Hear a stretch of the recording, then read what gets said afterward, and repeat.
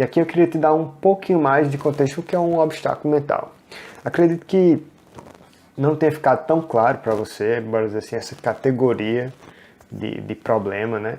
Ou esse obstáculo mental. Bom, eu acredito que tem que ficar claro para você o que é essa categoria de problema, para que você entenda como reduzindo ou eliminando ele vai te ajudar a ganhar um prêmio a cada 3 vaquejadas.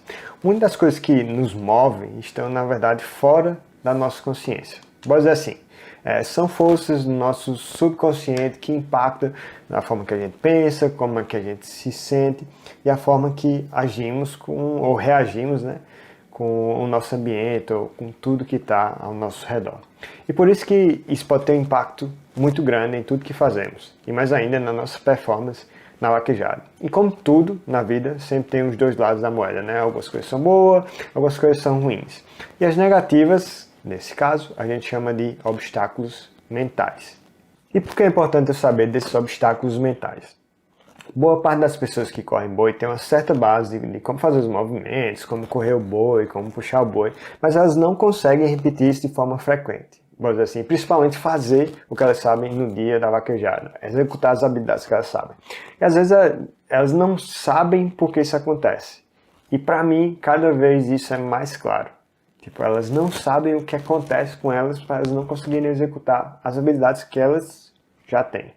Mas cada vez mais, para mim, está ficando mais claro. Porque como eu falei anteriormente, o que nos move, na maioria das vezes, está fora da nossa consciência.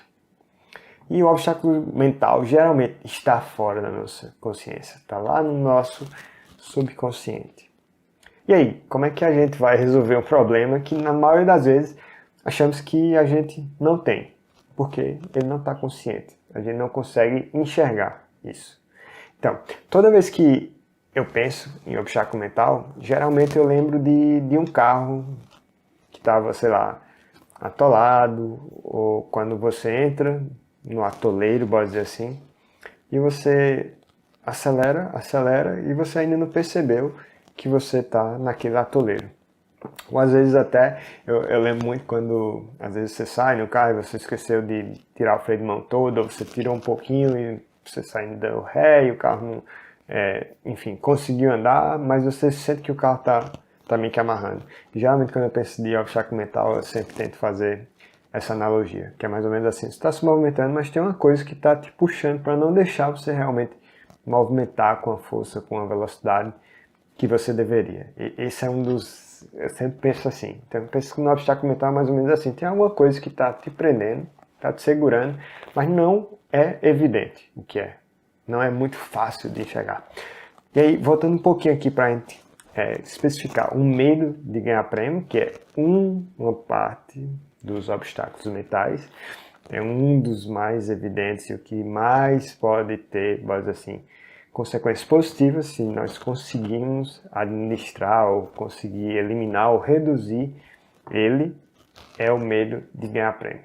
Tem vários outros, eu quis te dar um contexto maior do que os obstáculos mentais, mas enfim, bora voltar aqui para o medo de ganhar prêmio, que é um dentro desses obstáculos mentais que a gente tem em qualquer competição. Dependendo do que você for competir, a gente aqui está falando da vaquejada, e aí, enfim, eu estou realmente aqui contextualizando com coisas que eu percebi dentro da vaquejada.